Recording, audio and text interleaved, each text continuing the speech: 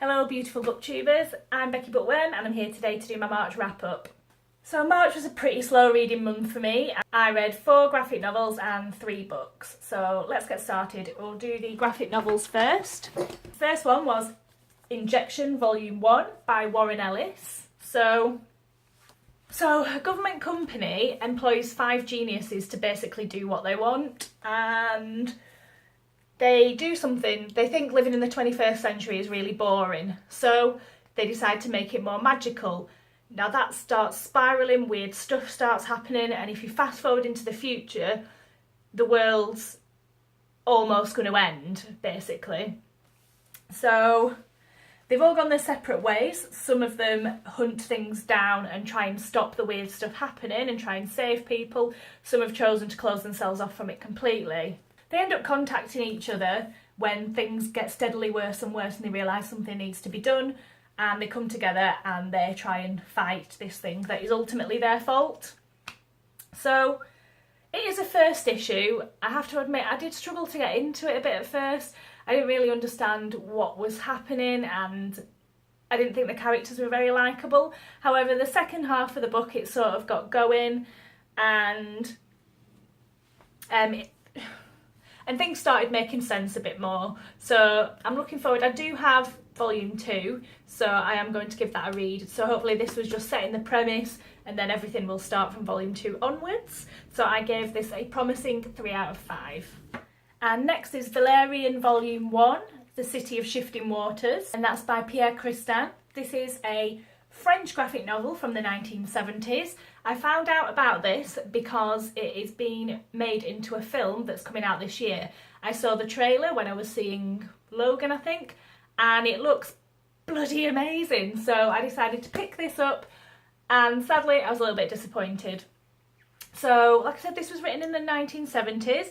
It's about Valerian and Laureline, who are agents, and they protect mankind from rogue time travellers. So they're sent to New York in 1986 to get hold of a dude that has basically taken over. So they have to investigate the shifting waters of the past to try and sort out the future. The storyline was a bit thin, I guess, and Laureline was barely in it. So my phone died when I was partway through filming this and I just didn't have the energy to start again. I'd done the whole thing and it had ended. So I've waited another week before I could bring myself to film the rest of this video. So here I am. I know I was talking about Valerian. Overall, really disappointing. The female, she wasn't even a protagonist, she was more like just a little tag on at the end in this issue. I hope the film's a lot better, that's all I can say about that. But on to the next one is Sex Criminals, and that is by Matt Fraction. Should have known that. So this is the story of Susie. Susie discovers that when she's younger, when she has sex, she can stop time. She can wander around in that time after it's stopped. When she's older, she meets a guy called John at a party, and it turns out he can do the same too. So it's about what they get up to when they discover that they can do that, and it's just great. The dialogue is really snappy. It made me lol quite a lot. I was sat on the bus reading this and I was just chuckling to myself. It's probably not the best thing to read on the bus because understandably in stories like this there is quite a bit of sex that happens, and you know, I guess it's not always appropriate for people to be reading on a bus, but I did anyway, and I just thought it was really good. The writing was really good, the storyline's fantastic. I'm excited to see where it goes, and the reason I've not spoken about it too much is I don't want to ruin the story for you if you haven't read it, and it sounds like something you'd like. I don't want to spoil it for you, so I gave that a 5 out of 5. Next we have The Soul of an Octopus by Cy Montgomery. I picked this up because I think I saw somebody else on BookTube talking about this, but I can't really remember who it was now. And it's a beautiful book. I'm really glad I picked it up. It follows the author who is on a quest to figure out, I guess, how sentient octopuses are, how their behaviour is, I guess, is it similar to ours? How can you interact with them, and what goes through their head? What do they get about life? So I did really enjoy it, and she Cy Montgomery, she goes to an aquarium, which is a short drive from her house, and she makes friends with the people that work there and gets to meet various octopuses depending on who's there at the time. I can't remember who the first one is, but she basically gets to put her hands in with the octopus, and the octopus puts its suckers all over and they taste through the suckers. There's also a lot of information that I didn't realise about octopuses. Again, I won't tell you all about it because you can just read the book and find that out. But I found it had me feeling quite sentimental, and she's got like pictures in here of when they met the octopuses, and there's people that they talk about and some of the animals from the aquarium. And just the relationships that she built with these octopuses were just phenomenal. I mean, I think there was an element of anthropomorphization, I think I said that right, going on with how she speaks about these octopuses sometimes. But overall, I really enjoyed this book and I thought it was a lovely, lovely read. And I gave this 4 out of 5. Next is Of Fire and Stars by Audrey Coulhurst. So I've heard, again, a lot of booktube buzz happening about this, so I decided to pick it up and give it a read. It is about a princess called Denna who is betrothed to a prince of a far-off land. They've been betrothed since they were kids, now they're grown up. She's travelling there to become his bride, and so they can meet and get to know each other. Unfortunately, Denna has magical powers that have started to surface, and it is in the form of fire. The place where she's going believe that magical powers are dangerous and it's actually outlawed for anybody to use or have magical powers there. So Denna is worried about that and trying to keep it a secret.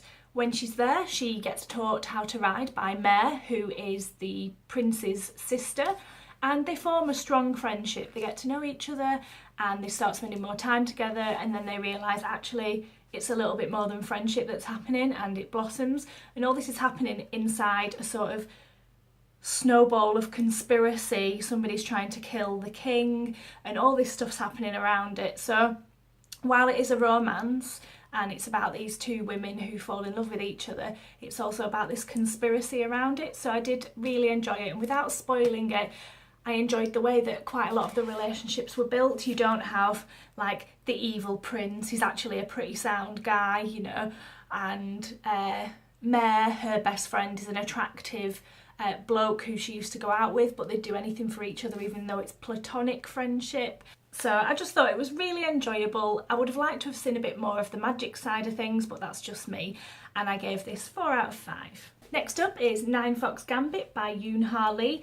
I read this as part of the BookTube SFF Book Awards. It's been nominated for Best Sci-Fi Novel. I think it's Best Sci-Fi Novel. It's been nominated anyway, and I've heard a lot of people say a lot of good things about this, so I was really looking forward to it, and I was really disappointed. People had said to me the first 50 pages are really hard to get through. It doesn't quite make sense. It sort of plonks you down in this world and you've got to figure out as you go. Well, unfortunately, when I was like 200 pages in, I still couldn't picture the world. I still didn't really know what was going on. There was a couple of relationships between people that I got, but overall I just really struggled. But I know not everybody found that. Quite a lot of people found it really interesting and intricate, and how the author, how he described things. But I really just couldn't. My brain just wouldn't let me. There was sort of like these trying to figure out war formations and this sort of thing, and I couldn't even picture if they were on a ship or if they were on a planet. I just couldn't, and to be honest, I DNF'd this with less than 60 pages to go. I really kind of wanted to get to the end because I'd read so much of it, but I just was so drained. I kept giving it chance after chance after chance, and I just couldn't. It's not that the writing was bad, it wasn't. It was really well written, but something was missing and I just couldn't picture it. So my imagination wasn't enjoying the story, so I gave that a 1 out of 5. Next up is Everything is Teeth by Evie Wyld. This is about a little girl called Evie Wyld whose some family live in Australia, and she goes to visit them, and sort of, I guess, ever present in the background of her life is the shark. She's really interested in them. She knows obviously people that live by the sea in Australia have to beware of them, so they talk about them a lot, and it's just, I guess it's a sort of about the memories that she had when she did that. I think it's like I don't know. Anyway, it's got beautiful black and white artwork. There were a few gory bits in it, in particular one bit where they'd killed a shark that I really didn't like, but that's just me. But otherwise it was really beautifully drawn and I quite enjoyed the tale. It's not an action-packed, it's just about, I guess, this girl going through a battle life, and yeah, so I give that 3 out of 5. We have The Unnoticeables by Robert Brockway. He actually writes for Cracked.com. This is about, it's set in 2 timelines. I think we've got 1977 New York, and it's about a guy called, what's his name? Carey. Yeah, a guy called a young punk called Carey, who just drinks and parties with his friends. They don't have jobs, they just, all they're interested in is have they got enough booze to carry on. And they start to notice their friends going missing and nobody really saying anything.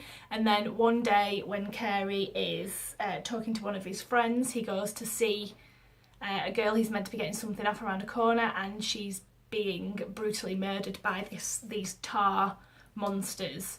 Meanwhile, in 2013, there's a part-time stunt woman who is also a waitress who meets a child actor that she used to have a crush on. They're all grown up now, and something's very weird about him. There's not really anything there, and he sort of decides that he's going to go after her, and those 2 stories actually merge when Carey turns up in the other story. I don't want to say much more than that because it'll spoil it, but there's action, there's 2 different types of monsters, there's again some sort of, you find out why they're doing what they're doing, and it's just really well written. It had me laughing my head off, like some of the things that they do and that they get up to, and all this really serious stuff's happening, but these teenagers, the way that they talk about it and the things that they're bothered about is just really funny. So if you like gory, gross horror, then this is probably the one for you, and I gave this 4 out of 5. So that's everything I read in March. If you like this video, please give me a thumbs up and subscribe, and I'll be back in another couple of days with a video. Big hugs!